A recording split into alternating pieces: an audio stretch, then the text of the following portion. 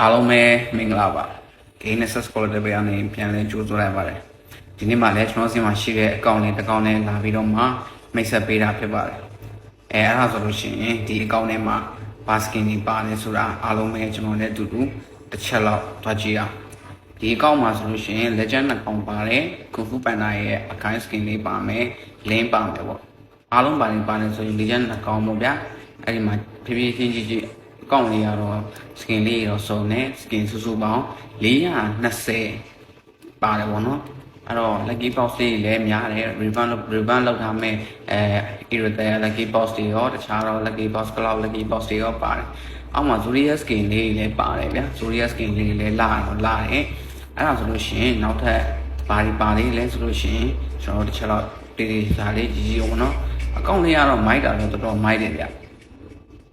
skin လေးလည်းစုံနေသူက mega collector လည်းရောက်တော့မယ် mega collector ဟောနော်အခုက excellent 1ဖြစ်နေပြီဆိုတော့ mega collector လည်းရောက်တော့မယ်အဲ့ဒါကြောင့်မို့လို့ဒီအကောင့်လေးကိုကြိုက်တယ်ဆိုလို့ရှိရင်ကျွန်တော်တို့ Gainessers Quality ဘက်ကိုဆက်သွယ်လာလို့ရပါတယ်နောက်ပြီးတော့မှဒီအကောင့်လေးမှာဆိုလို့ရှိရင်လည်း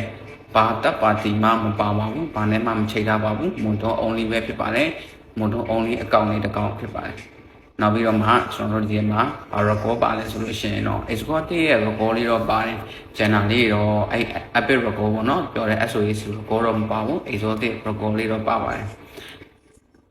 အဲ့ဒီအားကြောင့်မို့လို့ဒီရဲ့ account လေးကိုကြိုက်တယ်ဆိုလို့ရှိရင်ကျွန်တော်တို့ဒီ Gainessers Quality ဘက်ကိုဆက်သွယ်ပြီးတော့မှ TikTok Facebook Telegram YouTube ကနေဆက်သွယ်လို့ရပါတယ်အားလုံးကိုကျေးဇူးအများကြီးတင်ပါတယ်ဗျ